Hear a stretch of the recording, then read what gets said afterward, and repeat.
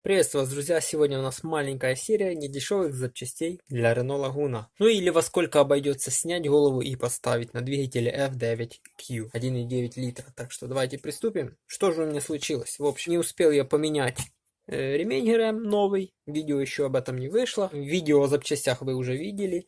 В общем, съездил в Одессу, приехал назад, туда и назад я закипал. Ну, то есть я не доводил до кипения, но машина немножко перегревалась, я немножко сбрасывал скорость. В общем, есть подозрение, что у меня идут газы в систему охлаждения. Соответственно, меняем голову. Ну, то есть снимаем голову, смотрим прокладку, и я решил все-таки подготовиться наперед, взял донорскую головку и немножко сейчас перебираю. Так вот, давайте приступим. Первое у нас что нужно для замены? Конечно же, новые болты. Не всегда, конечно, не все придерживаются это, и я не всегда это придерживался, но решил все-таки в этот раз взять. У нас болты, комплект болтов 379 гривен. Болты, хоть и написано, что дача Mitsubishi Nissan до 2001 года, ну, вроде бы как дизель, все дела. И я вот сравнивал со снятыми. Вот они все в масле, я так понимаю. Они уже подготовлены.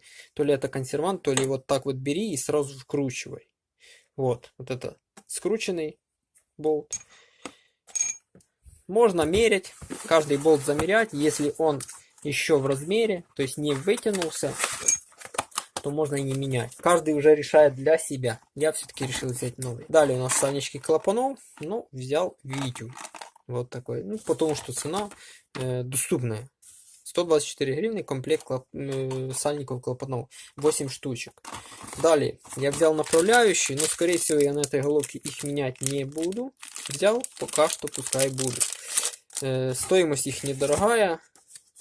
Вот втулка клапана направляющая. И впуск-выпуск. 67 гривен одна штучка. Фирма Metel. Я нашел пока что на головке один согнутый клапан, но взял все-таки два впуск и два выпуск.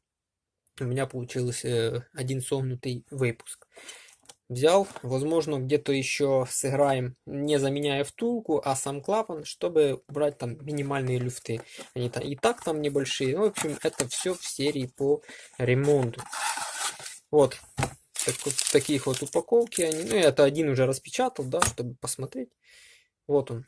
И наш БУ выпуск. Вот такая вот штуковина. Новый. Это у нас впуск. Извиняюсь, я почему-то раньше думал, что впуск меньше, а выпуск больше. Ну, потому что выхлопных газов типа больше. Но все-таки выхлопные газы под давлением вылетают. Там можно меньше сечения. А впуск же наполняется. Здесь должно быть больше. В общем, это у нас выпуск. Тоже два клапана. Один распечатанный, один нет. Фирма у нас Фреция. Или Фреция. Не знаю. Вот их номера. У нас 4974R и 4973S. И их цена тоже это не самые дешевые, потому что дешевые, по-моему, даже 90-100 гривен. Эти 143 это выпуск. И впуск просто клапан написано 130 гривен. Оригинал не брал, потому что оригинал весь идет комплектный. То есть нужно брать 4 впуск, 4 выпуск. Это где-то 2400 выйдет. Ну и самое главное, прокладка под газораспределительный механизм, головку, короче говоря. Прокладка Erling, смотрю в интернете, очень часто мастера эту фирму используют. По цене это среднячок, не самый дешевый. Самый дешевый у нас, по-моему, на рынке BGA, а это у нас стоит 624 гривны. Там где-то 480, что такое начинается. Подсмотрел у себя, там у меня выбит одно отверстие. Это, скорее всего, что это родной размер, я очень надеюсь. Голову я, скорее всего, там шлифовать не буду, я еще и померяю.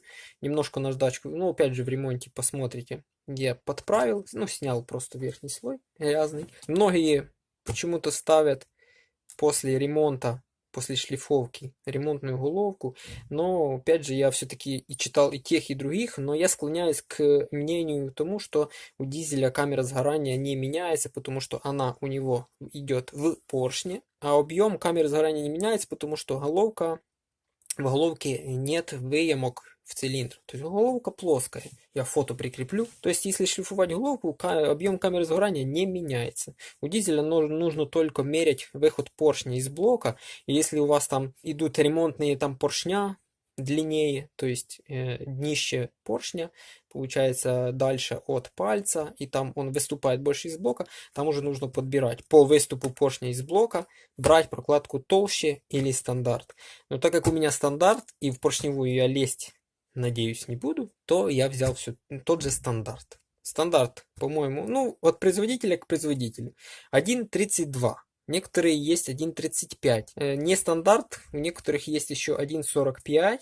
И самая большая 1,6, по-моему, миллиметра. Но у всех производителей самая толстая прокладка стоит на 50% дороже. То есть у Эрлинга, если это 640, то толстый вариант будет стоить где-то 900 гривен.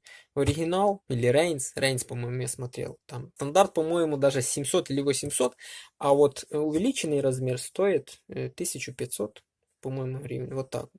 Ну, я так понимаю, это все связано с тем, что прокладка толще, нужно сделать ее качественнее, из качественных материалов, потому что чем толще прокладка, тем больше вероятность, что ее может пробить. Поэтому вот так. Ну, а на этом все, друзья. Прокладочка я уже сказал у нас. То есть, ну, у меня можете не считать клапана, да, и направляющие, потому что снять голову и поставить, это не лезть в клапана. Ну, не всегда лезть в клапан, но я решил все-таки уже посмотреть, подоведить недостатки там некоторые. Ну, еще можно добавить сальник распредвала сюда. Там тоже 100-150 гривен. Но он у меня уже есть. Я его заменю. Ну и вот такая вот цена выходит. Около 2000. Ну, если клапана убрать, если не менять сальник, то есть как минимум у нас прокладка нужна и болты. Это 1000 с чем-то гривен немножко. Это просто, чтобы сменить прокладочку на старом автомобиле 20-летнем. Вот так вот, друзья. Это минималка, а если брать все по оригиналу, то еще будет намного дороже. Вот такое вот видео, друзья. Подписывайтесь, далее будет ремонт. Это все будет выходить, не знаю как, в какой очередности, потому что очень много материала, и я не успеваю. Всем пока, друзья.